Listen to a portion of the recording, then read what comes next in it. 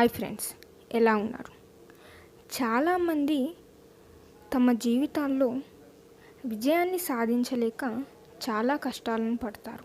అసలు వారికి ఏ దారి కనిపిస్తుందా అని ఎదురు చూస్తూ ఉంటారు.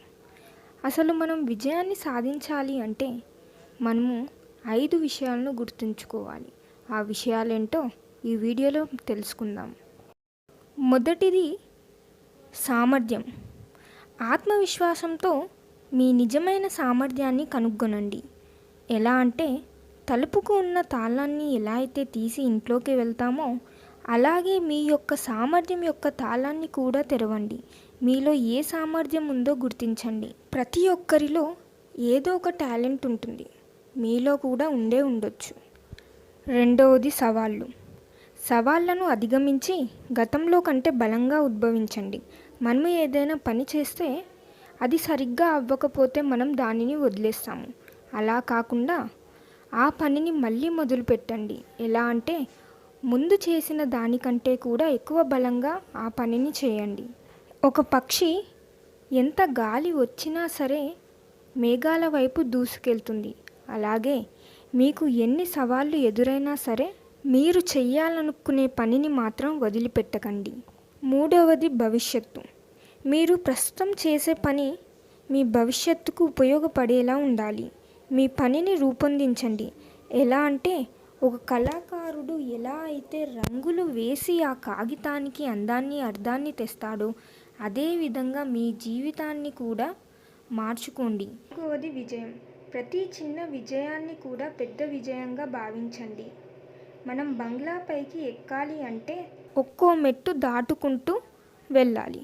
అంతేకాని ఒకేసారి పైకి ఎక్కలేము.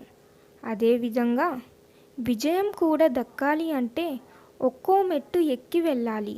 అప్పుడే మనకు విజయం వస్తుంది. ఐదవది ఎదురు దెబ్బ. మీకు ఎదురైన ప్రతి ఎదురు దెబ్బ నుండి బలంగా మారండి. ఎలా అంటే, చెట్టు యొక్క ఆకులు రాలి మళ్ళీ వసంతకాలంలో కొత్త ఆకులు వస్తాయి. అదేవిధంగా మళ్ళీ మీరు కూడా బలంగా మారండి, కొత్తగా మారండి. మీ విజయం వైపుకు వెళ్ళండి.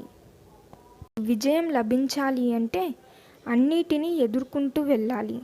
ఎన్ని ఎదురు దెబ్బలు తగిలినా సరే మన పనిని మాత్రం ఆపకూడదు. అప్పుడే మనకు విజయం లభిస్తుంది. ముఖ్యంగా మనం గుర్తుంచుకోవాల్సింది, మన పనిపైన మనం దృష్టి పెట్టాలి. అంతేకాని ఎవరు మన గురించి ఏమనుకుంటున్నారో అనేది ఆలోచించొద్దు. మనం చేసే పని మంచిదైనప్పుడు ఎవరు మన గురించి ఏమనుకుంటున్నారో అనేది ఆలోచించకూడదు. ఈ విధంగా మనం ఏ పని అయితే చెయ్యాలి అని అనుకుంటామో దానిపైన మనకు ముందు సామర్థ్యం ఉండాలి. సవాళ్లను ఎదుర్కోగలగాలి. భవిష్యత్తుకు ఆ పని ఏ విధంగా ఉపయోగపడుతుందో ఊహించుకోవాలి. విజయం వస్తే ఏ విధంగా ఉంటుంది అనేది మనం ముందు ఊహించుకోవాలి. ఈ వీడియో మీ ఆలోచనలని కొంచెమైనా మార్చాయి అని అనుకుంటున్నాను. ఈ వీడియో మీకు నచ్చితే లైక్ చేయండి, షేర్ చేయండి, సబ్స్క్రైబ్ చేయండి. ఎలా ఉందో కామెంట్ చేయండి. Thank you for watching.